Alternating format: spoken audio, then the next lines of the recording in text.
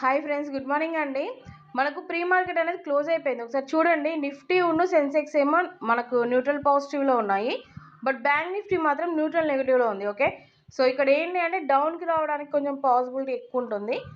లేదు, ఒకవేళ నిఫ్టీ ఉన్న సెన్సెక్స్ మంచి అంటే వాటికి సపోర్ట్ అనేది బాగుంటే మాత్రం బ్యాంక్ నిఫ్టీనే వాటి డైరెక్షన్లో తీసుకెళ్ళడానికి పాసిబిలిటీ ఉంటుంది. ఓకే, అండ్ ఇంకోటి ఏంటి అంటే నిఫ్టీ అనేది రాయల్టీ మెయింటైన్ చేస్తుంది కదా, బ్యాంక్ నిఫ్టీ అనేది చాలా అగ్రెసివ్గా ఉంటుంది. చాలా వరకు బ్యాంక్ నిఫ్టీ వేలోనే మార్కెట్ వెళ్ళడానికి పాసిబిలిటీ కొంచెం ఎక్కువ ఉంటుంది అంతే.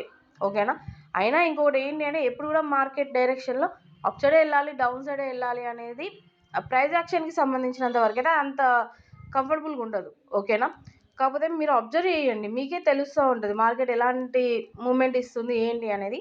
అండ్ రేపు మనకు బడ్జెట్ ఉంది కదా, సో ఇవాళ ఏంటంటే కొంచెం మంచి మూమెంట్ అనేది ఇవ్వచ్చు.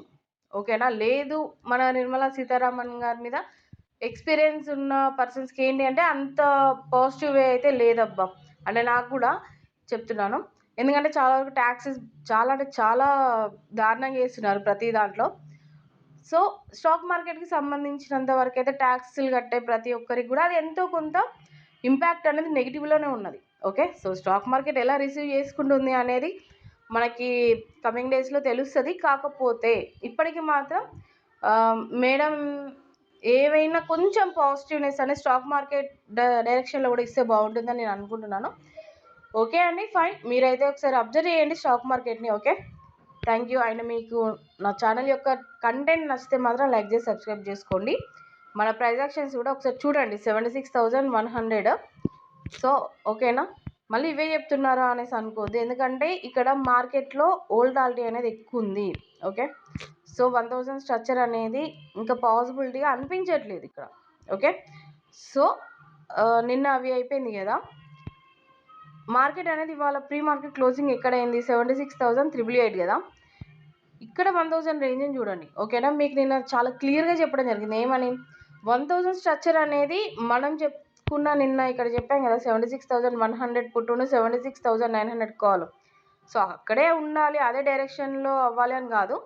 ఇప్పుడు చూడండి మార్కెట్లో 76,600 పుట్టు అండ్ 77,400 కాల్.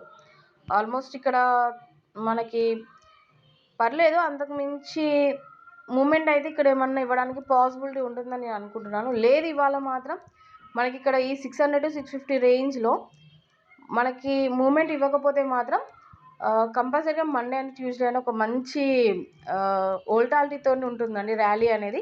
అది అప్ సైడ్ వెళ్తుందా డౌన్ సైడ్ వెళ్తుందా అనేది బడ్జెట్ యొక్క మీటింగ్ అయిపోయిన తర్వాత తెలుస్తుంది. కాకపోతే వాటిని ఫస్ట్ మనం ఇండికేట్ చేసుకోవాలి అంటే క్యాండిల్స్ కాకుండా ప్రైస్ యాక్షన్స్ని చూడండి, వీక్లీ వైజ్లో అయినా మంత్లీ వైజ్లో అయినా.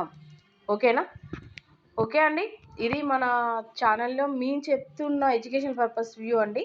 మీకు నచ్చితే మాత్రం మీరు ఒకసారి అబ్జర్వ్ చేయండి, మిమ్మల్ని కాల్స్ తీసుకోండి, బై చేయండి, పుట్టు తీసుకోండి అని నేను చెప్పట్లా.